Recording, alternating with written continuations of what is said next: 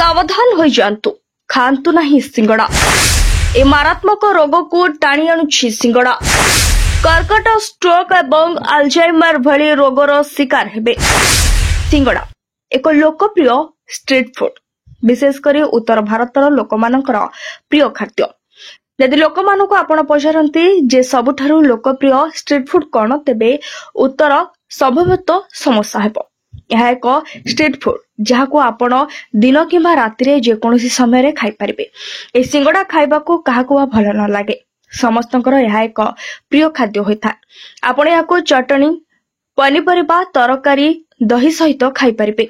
चाट तैयारी करि पारिबे एवं जलेबी सहित मिसाई मध्य खाई पारिबे। तेल जिनिस खाइबा स्वास्थ्य पक्ष भल नुहे। आमर जीवन शैली एमिति होई गलान जे सकाळ जलखिया रे छणाछणी एवं संध्या जलखिया रे छणाछणी खाइबाकू समस्तंकर भारी प्रिय। किंतु एपरी करबा द्वारा केते जे रोग माड़ी आसुछि ताहा केही जानि पारु नाहंती। जदिओ यहा स्वादिष्ट, जदि आपण याहर जत्न न नियंती तेबे यहा आपनको स्वाद एवं स्वास्थ्य उभय को नष्ट करि पारे। तेल को बारंबार फुटाइबा घातक होई पारे। आसंतु जानिबा किपरि एवं काहेकि समोसा एवं तेबे आसंतु जानिबा किपरि एवं काहेकि समोसा एवं पकोड़ा किंबा मिठा जिनिस लोकंक पई एक गुरुत्वपूर्ण विपद डाकी आनुछि। सेगुडिक सतेज रखिबा पई जे तेल रे भाजी दिया जाउथिला सेही तेल रे बारंबार गरम करा जाय। दुकानी माने तेल को पुनः व्यवहार करबा पई एहा करंती, किंतु एहा आपनक स्वास्थ्य उपरे गभीर प्रभाव पकाए। एथिरे विषाक्त यौगिक सृष्टि हुए। सेगुडिको तुरंत खाइबा द्वारा स्वास्थ्यर क्षति संगे संगे जणा पड़ी न थाए, किंतु यह धीरे धीरे निजर क्षति करने को आरंभ करे। यहाकू रोकिबा पाई बाहरे भजा खाद्य परिवर्ते घरे सतेज तेल व्यवहार करी खाद्य प्रस्तुत करने को चेष्टा करंतु। भजा खाद्य बदल रे आपनको खाद्य रे फुटा, ग्रिल किंबा ब्रेक होइथिबा खाद्य शामिल करंतु।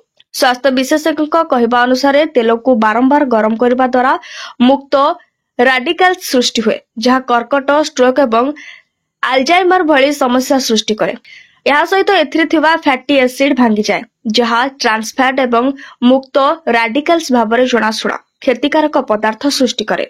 यदि आपण याको बारंबार गरम करती तेबे याहार सुगंध कमी जाए, बरं याहार प्रभाव ह्रास पाइबाकू लागे।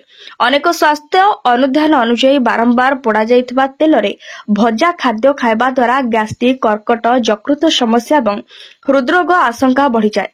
प्रकृत रे ऑक्सीडेंस प्रक्रिया एक्रोलिन एवं पॉलीसाइक्लिन आरोमेटिक हाइड्रोकार्बन भली यौगिक उत्पादन करे, जहाँ कर्कट रोगर कारण बोली शुणाଯାଏ।